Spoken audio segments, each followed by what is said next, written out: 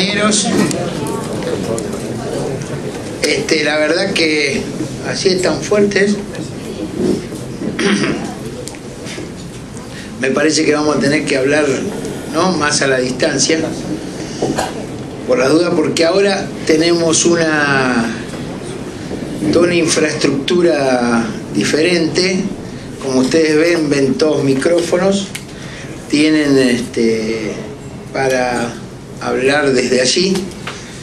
Parece que yo soy el único que tiene una tecla de más para cortarles cuando... Así que tenemos esa... tic. Pero la verdad que es para mí, le decía a los compañeros que es un día histórico, por lo menos para nosotros, porque yo siento la alegría y el orgullo de poder expresar que hoy empieza un camino, un proceso que aspiramos a que termine consolidando la verdadera democratización a fondo en uno de los sectores claves, que es la organización de los trabajadores y en el lugar donde se genera la riqueza, que es en el lugar de trabajo, en donde a 30 años de la recuperación de la democracia todavía es uno de los núcleos centrales donde no ha llegado totalmente la luz de la democracia. Y la verdad que estoy, no puedo negarlo,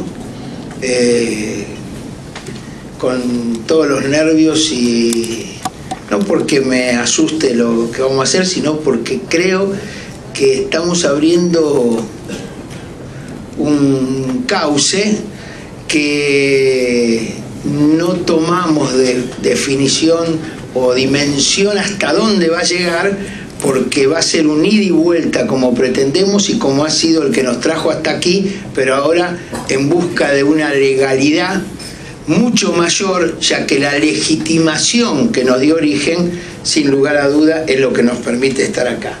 Están entregando los fundamentos y el anteproyecto, el primer borrador del anteproyecto, en realidad, que hemos venido elaborando de muchas formas. Y yo no podría estar acá sentado presentando esto si no hubieran ocurrido algunas cuantas cosas fundamentales. La primera y central es la que representa que esté acá acompañado con Pablo Micheli, actual secretario general de la CTA, a quien agradezco a él y a todos los compañeros de la CTA, si no hubiera sido parte de un proceso que hace más de 20 años ancló en la experiencia de los trabajadores de la República Argentina, que es la experiencia en aquel momento del Encuentro de los Trabajadores, después Congreso de los Trabajadores, después Central de los Trabajadores de Argentina, y hoy más precisamente Central del Trabajador Argentino, y hoy más precisamente Central de los Trabajadores de la Argentina, como fuimos cambiando a lo largo de nuestra experiencia. No se puede concebir hoy la posibilidad de lanzar una nueva ley de organizaciones de trabajadoras y trabajadores sindicalizados, como hemos puesto para debatir como nombre, no nueva ley de asociaciones profesionales, sino nueva ley de organizaciones de trabajadoras y trabajadores sindicalizados.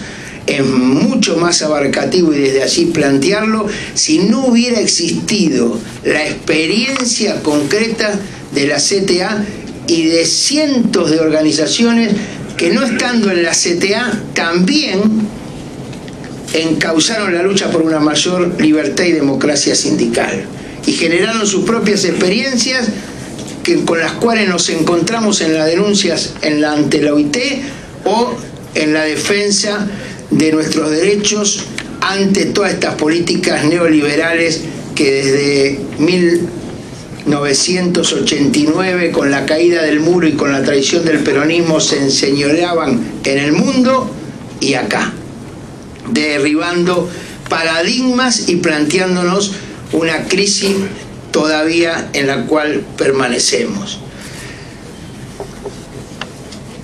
No está mal, debo decir, la verdad, no está mal, porque pueden creer que lo decimos y es un aliento a nuestra experiencia, pero yo soy muy respetuoso de la experiencia de las organizaciones sindicales, de todas, de la CGT también, de la cual formamos parte alguna vez orgullosamente, pero desde 1930 en adelante, cuando se funda la CGT, jamás hubo muchas divisiones, separaciones, corrientes, pero ninguna corriente sindical duró más de 3, 4, 5 años.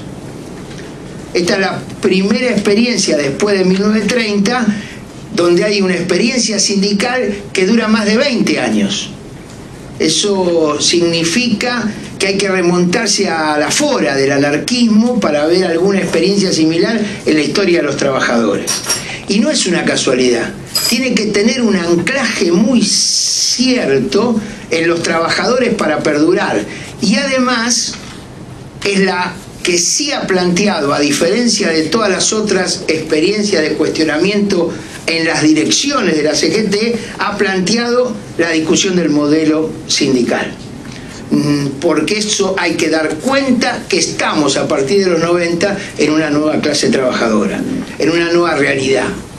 Cuando nosotros empezamos a trabajar, el salario mínimo que yo cobré en minería, 15.750 pesos, me alcanzaba para pagarme los estudios, empilcharme, irme de vacaciones, íbamos a comer a Pipo 3 veces por semana, pero íbamos al cine, salíamos. Y a los 6 meses de entrar en el trabajo, había que superar los 3 meses, porque a los 6 meses, si superaba los 6 meses y no te veían que habías hecho mucha macana, pasabas a ser permanente. Y eras permanente para toda la vida. Trabajador ferroviario para toda la vida, metalúrgico para toda la vida, portuario para toda la vida. Y yo entré en minería porque mi viejo era de minería. Otra clase trabajadora existía. Hoy el 50% de los trabajadores son precarios para toda la vida y van a aumento. No tienen ningún tipo de cobertura. Es otra clase trabajadora. La precariedad, el trabajo negro, el trabajo esclavo.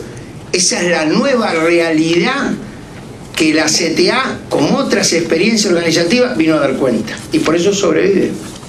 Y vive hoy en experiencias importantes.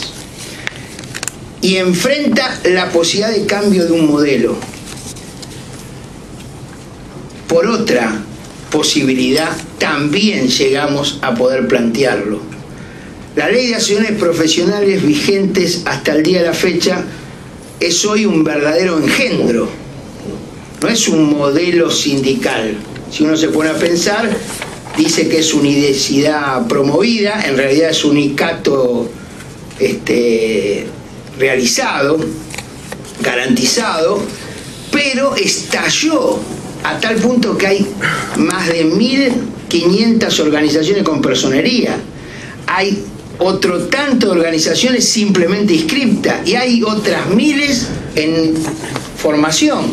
Estamos hablando de miles, de lo que iba a ser unicato, unicidad, racionalidad, estalló. El dedo del ministro de Trabajo, verdadero director de personal de las empresas en el gobierno, como funciona, sin lugar a duda, hace que pueda haber personería para algunos, inscripción para otros, ilegalidad para los más. Entonces, la realidad demuestra de que existe un engendro que necesitaba ser cambiado. Y debo decir que tuvimos en nuestra historia, a partir de todas esas luchas, fuimos presentando modificaciones de ese engendro, tratando de darle racionalidad en esa discusión, no de la legitimidad que se construía, sino de la legalidad. Y en eso quiero recordar a dos compañeros que encabezaron propuestas. Nuestras primeras propuestas fueron de garantismo sindical, ¿no? Planteábamos la necesidad de estar iguales ante el pago de impuestos, no ser organizaciones con fines de lucro, elección y tutelaje de delegados, ¿no? Participación como organizaciones simplemente inscriptas y de personería, garantismo sindical, apelando al tutelaje de los delegados fundamentalmente. Fueron el proyecto que presentamos con el compañero Alberto Piccinini en el 2005 y después con Claudio Lozano en el 2010. Garantismo sindical. Nos conformábamos con que nos garantizaban el funcionamiento, porque en realidad nosotros creemos que lo que modifica la organización de los trabajadores no es una ley. Lo que modifica la organización de los trabajadores somos los trabajadores mismos. Entonces apostábamos que en igualdad, que nos dejaran, que liberaran nuestra fuerza, y nosotros nos íbamos a encargar de ver cuál era el mejor modelo. La Corte Suprema de Justicia pasó ya por encima de este garantismo sindical. Nos apoyó en esto del garantismo sindical porque continuaron estas luchas, y sin duda alguna la última resolución, ese día que se aprobó de que no se podía elegir los consejeros para la magistratura, no le dieron tanta importancia a este fallo de la Corte Suprema, pero los que estamos en esto sabíamos que dinamitó el modelo sindical. Se acabó el modelo de personería sindical. Hay que animarse a discutir otra cosa. La inconstitucionalidad del artículo 31, inciso A, significa un cambio absoluto hacia un modelo sindical diferente que hay que promover, alentar, construir, y para eso hay que plantearse no solo garantizar lo mínimo, sino ir por lo más, la democratización a fondo de las estructuras sindicales. Por eso hoy el basta de la personería gremial como privilegio es la clave de este modelo que vamos a presentar. Dicen que la personería es un invento argentino como el dulce de leche. No sé si, yo no suelo decir somos los únicos en nada, porque uno nunca sabe, ¿no? Porque por ahí hay algún país que después tenemos personería o alguna, pero que no existe en casi ningún lugar del mundo. De eso podemos dar fe. Existe acá la personería, hoy en alguna otra época, para alentar la construcción del movimiento de los trabajadores y fortalecer su organización. Hoy, sin lugar a duda, como torniquete para impedir el desarrollo de la lucha y de la defensa de las organizaciones de los trabajadores. A mí siempre se me ocurren estas contradicciones de lo que se dice y se hace, ¿no?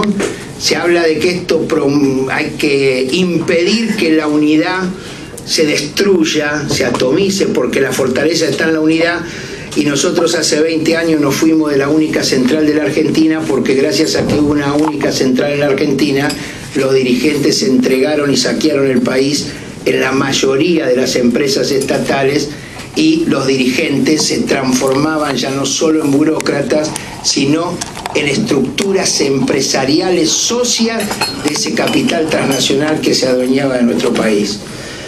Cuando empecé, en aquella época, la pelea era democracia contra los burócratas, ¿no?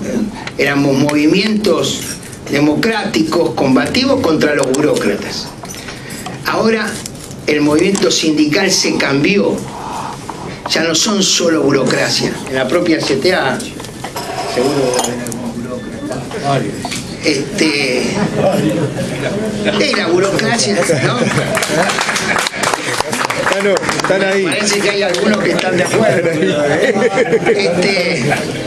Pero la burocracia es una posibilidad permanente al cual uno tiene que estar vacunándose todos los días. Así que en eso no hay que asustarse. Pero la burocracia no es un cambio de identidad. En cambio, el cambio de identidad es cuando uno deja de ser trabajador y se transforma en empresario. El sindicato del estructura hoy ha generado circunstancias donde los dirigentes no solo viven como empresarios, piensan como empresarios, sino son empresarios. Entonces se han asociado a esas empresas privatizadas, o como me pasó el año pasado cuando se discutía la ley de RT, para mí no sorpresa, pero sí, la verdad que es quizás lo que más me duele, me indigna. No sé cómo se puede ser socio de una RT, una aseguradora de riesgo de trabajo, que lucra con la enfermedad y el accidente de tus propios compañeros, ¿no? Si hay algo tan indigno es eso, o sea que evidentemente se ha cambiado la estructura, ya no es contra la burocracia o movimientos antiburocráticos, sino es el modelo sindical del sindicalismo empresarial asociado. No digo que sean oficialistas, porque en realidad ellos son siempre oficialistas, no tienen la culpa que cambien los gobiernos, sino que en ese sentido son parte absolutamente. Y lo promovían con el tema de que la unidad garantiza la defensa. Lo vimos en los 90 que no es así. Ahora hay 5 centrales con este modelo. Aparentemente no tiene nada que ver. Y encima hay centrales que pelean y que generaron un paro como el 20 de noviembre último, ¿no? La CGT que preside Moyano y la CTA que preside Pablo. En cambio nosotros pensamos en otro tipo de modelo. En Uruguay no hay ningún régimen, no hay que irse a ningún otro país. Acá cerquita hay un simple registro de organizaciones sindicales y sin embargo hay una unidad, una única central. Es por consenso. Nosotros creemos en la unidad por consenso y no en la unidad por decreto, que evidentemente no existe. Desde esa perspectiva es que defendemos la democratización, y sobre todo para los que venimos de los trabajadores, estar abriendo este espacio también significa demostrar que los trabajadores somos los que no le tememos a la democracia. Los trabajadores peleamos por recuperar la democratización y las instituciones democráticas. Somos capaces de hacer actos heroicos en momentos dictatoriales, pero los movimientos de masas más importantes se hacen en democracia. Cuando hay más legalidad, mayor masividad. Por eso la mayor cantidad de paros y movilizaciones que se hicieron en la historia de nuestro país, si bien los hechos heroicos se hicieron en el Cordobazo, el 30 de marzo del 82, y uno podría recordar tanto Rosariazo, etcétera, el periodo de mayor huelgas, paro y movilizaciones, contrariamente a lo que la presidenta dijo en el Congreso, desconociendo absolutamente la historia, es del 46 al 49. Es el periodo donde mayor legalidad hubo para los trabajadores después del 17 de octubre y se generó la mayor cantidad de paros y movilizaciones que terminaron con esa gran constitución del 49, de la cual hoy se quieren olvidar la mayoría que están saqueando el país. El anterior periodo de grandes luchas de los trabajadores, movilizaciones y paros, fue del 16 al 19, que se acuerdan terminó con aquella huelga de Bacena, que dicen Semana Trágica, que significó un salto fundamental de los trabajadores. Entonces, como vemos, a mayor legalidad, mayor democratización, mejor organización de masas. Y eso es fundamental. Por eso los trabajadores, para los trabajadores, no hay contradicción en defender a fondo la democratización. Es más, queremos más democracia adentro, garantizando la democracia para exigir democracia afuera. Es una vergüenza que haya estatutos sindicales que le pongan más condiciones para ser dirigente sindical que para ser presidente de la República. Eso es simplemente una demostración del miedo que se le tiene a que los trabajadores sean capaces de ser dueños de las experiencias democratizadoras. Y fundamentalmente lo masivo, lo importante, es porque el objetivo del sindicato es resolver, si lo ampliamos, terminar de resolver el problema de los trabajadores hoy. El otro día se aprobaba un sueldo mínimo de 3.300 pesos. 3.600, pero ahora la primera cuota es de 3.300 y después te van a pagar 3.600 de salario mínimo. La mitad de los trabajadores del país ganan menos de 3.500 pesos. La mitad de los trabajadores. Al margen de las representaciones, en realidad la mayoría de los que decidió cuánto ganan o debe ganar un trabajador sueldo mínimo, lo decidieron empresarios, sindicalistas y funcionarios, que la mayoría ganan más de 70.000 pesos por mes. Ojalá hubieran decidido que el 10% de lo que ganaban ellos es el salario mínimo, lo hubiéramos salvado, debo decir, pero eso es lo que está hoy decidiendo. Ahora la mitad gana menos de eso. Entonces, cuando hablamos de democratizar, estamos hablando de defender y conseguir reivindicaciones para los trabajadores, que significa recuperar los derechos que alguna vez tuvimos y supimos, que es terminar con la precariedad, terminar con el trabajo en negro, con el trabajo esclavo, con los malos salarios, con los impuestos, casi digo los reclamos de la CTA, pero está bien que sean así. Conclusión, estamos abriendo un debate. Podíamos haber hecho una ley cerrada, no la quisimos hacer, porque sabemos de dónde venimos y sabemos que hay riqueza. Esta audiencia va a tener dirigentes sindicales de los trabajadores que pueden aportar visiones, juristas, representantes de la Asociación de Abogados Laboralistas, del Observatorio, compañeros que nos van a ayudar a pensar ese movimiento o esa propuesta de nueva ley, y aspiramos a que se discuta durante 3-4 meses en el mayor cantidad de los sectores de trabajo, de debate. Tenemos que discutirlo nosotros mismos. Nos han metido corsé, nos han metido miedo a discutir la libertad y la democracia sindical. La pluralidad sindical, la pluralidad de ideas, nos han tenido miedo. Se imagina decir, no hay más personería, hasta muchos compañeros míos dicen, ¿y ahora qué? ATE, claro, yo tengo una ventaja, Pablo fue después, pero yo fui secretario general de ATE en el 90 y en la época del menemismo, y ATE tiene la personería gremial número 2. O sea que tenemos historia, ¿no? Y el presidente Menem le regaló al PCN todas las obras sociales que eran patrimonio acumulado de los trabajadores estatales por un decreto a UPCN. No eran de ningún gremio, se las regaló. Después la mitad de las propiedades se vendieron, obviamente. Y nada de discutir salario. Y teníamos la personería número 2. Íbamos al abogado laboralista a decir, consíganos que nos dejen participar. Y teníamos buenos laboralistas en esa época. Pero tuvimos que inventar, ahora que veo a Capurro, a un departamento de abogado penalista para que nos saquen de la cana, porque en realidad eso, tuvimos que crear los mejores penalistas, porque en realidad era más importante salvar a los compañeros los procesos de corte de ruta, de toma de edificio, de derecho de huelga. Tuvimos que aprender. Gracias a eso, hoy tenemos jurisprudencia como para que se hayan derogado estos artículos, se declaren inconstitucionales y en los procesos penales sigan utilizando las normas que y por eso permíteme, Julio, decirlo, porque este último fallo es de ATE Salta, ¿no? Y no es una casualidad. Promovimos y peleamos.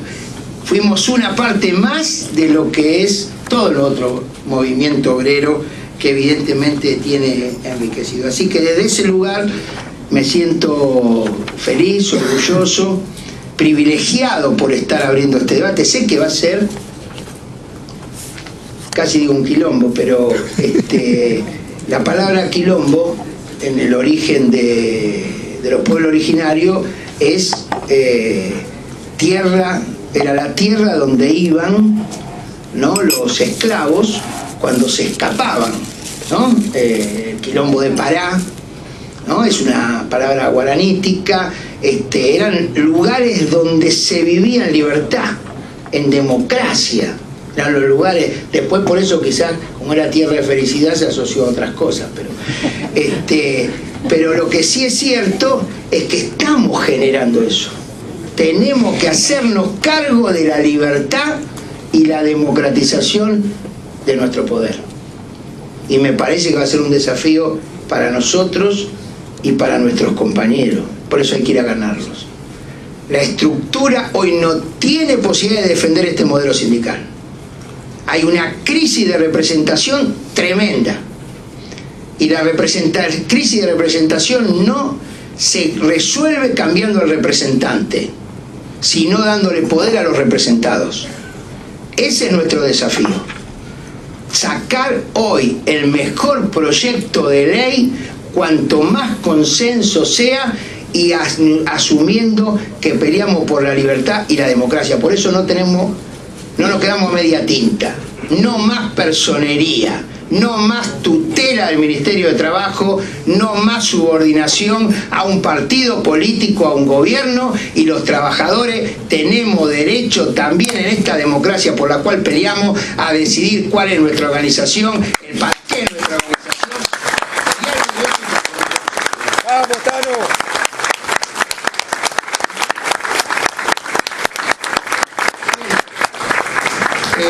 Obviamente no pretendemos que hablen sobre lo que estamos presentando, fundamentos y proyectos, ¿no? Porque lo van a empezar a leer ahora, pero sí alimentarlo con las experiencias y estas posibilidades. Así que por eso desde ahí le doy la palabra a mi compañero Pablo Micheli. Muy bien. Bueno, buenas tardes, compañeras, compañeros. Agradecer a Víctor que me haya dado la palabra. Cuando íbamos al Consejo del Salario, hay una parte que no contó él, ¿no? Él cuenta que dice que el 10% del salario de todos los que integran el Consejo del Salario, si ese fuera el salario mínimo, sería un buen salario mínimo. Lo que no dice es que él fue y se lo dijo. Estábamos en el Consejo del Salario y le dijo a todos los burocratones que estaban ahí, le dijo, bueno, vamos a hacer una cosa, dice, para fijar, porque no nos poníamos de acuerdo de cuál iba a ser el salario mínimo, no nos poníamos de acuerdo, no me acuerdo en aquel momento cuánto era la cifra, pero supongamos 3.200, 3.300, decía. Bueno, dice Víctor, mejor hagamos algo, dice, pongamos, dice, arriba de la mesa, el salario de cada uno de los que estamos acá, dice, y el 10% de eso es el salario mínimo. Se imagina cómo salieron espantados todo, porque obviamente no había ninguno que ganara ni siquiera con el 1% lo que era el salario mínimo. Así que bueno, digo, estas cosas son parte de las vivencias que hemos tenido. Dije también que sacaran nuestros salarios en aquel momento. Ahora no tengo salario de diputado, pero en aquel momento. Claro, no era claro. Dije, saquemos nuestro sino de la CTA porque baja el promedio. Yo en verdad pensé, en ese momento cuando dijiste eso, yo pensé, digo, te gana 2 pesos. ¿Qué? El 10% de Víctor no es nada, pero claro, el promedio con los otros que había ahí. Que no nos cuenta. Había un dirigente, yo estaba sentado en un sillón en el pasillo mientras esperaba, porque había días del Consejo del Salario que había que esperar horas hasta que el señor ministro se dignara a recibir la orden de la presidenta y a decir cuándo se hacía el plenario. Y él estaba parado y hablaba con un dirigente, que no le voy a dar el nombre, conocido, dirigente sindical, y el otro le decía, pero no, dice, porque dice, como estoy hablando de hace por lo menos, ¿cuándo fue la titular del Consejo del Salario? ¿Cuánto? Hace 8 años. 2003, 2004. Por eso. 2004. Sí, un poquito más, casi 10 años. Y le decía, vos fijate, dice, yo, dice, en el sindicato, dice, de viático cobro 8.000 pesos por mes, dice, no alcanza para nada. Yo lo miraba y le digo, 8.000 pesos te cobran 8 nunca por mes de viático en el sindicato. Nosotros ni en todo el año cobrábamos 8 nunca. Pero bueno, era esa la... No, me parece que esta iniciativa es fundamental. Creo que el tiempo de poner en debate y de liberar una batalla cultural respecto al tema. que no es solamente con aquellos que no están de acuerdo o que no entienden del otro lado, es decir, aquellos que están en otra central, en otros sindicatos, y que en todo caso se aferran a la corporación sindical y no entienden la necesidad de la pluralidad, de la diversidad, no aceptan, sino también al interior propio nuestro, porque cuando Víctor dice, bueno, algún burócrata habrá, la CTA, y yo digo varios vemos, porque todos nosotros, muchos venimos, yo vengo con la experiencia de uno de los sindicatos más importantes de la Argentina, que es ATE, si no me puedo despojar de lo que es el sindicato como tal, como corporación. Si bien ATE hace un esfuerzo para romper con esa concepción, lo cierto es que es muy difícil desarraigar esas concepciones después de tantos años de una manera de funcionar. Después de tantos años que es la ley, que es el ministerio, que es el estatuto, quien te dice cómo llevar adelante la práctica sindical, cómo discutir, y en realidad, por eso digo que hay que liberar una batalla cultural para explicar no solo los fundamentos, sino la vivencia, y por eso me parece importante los compañeros de los sindicatos simplemente inscritos, de las agrupaciones, que puedan opinar hoy acá, porque ellos dan real dimensión de cuál es la situación. La CTA obviamente da cuenta de esto, porque la CTA es la organización más grande y legal de nuestro país, del campo popular. Es la organización del campo popular más importante en temas sindical y social. Sin embargo, es una organización sin el reconocimiento, es decir, por intermedio de esa ley. Ahora, eso nos ha impedido jugar el papel de intentar representar con dignidad los intereses de la clase. La verdad que no nos lo ha impedido. No, obviamente que es una traba.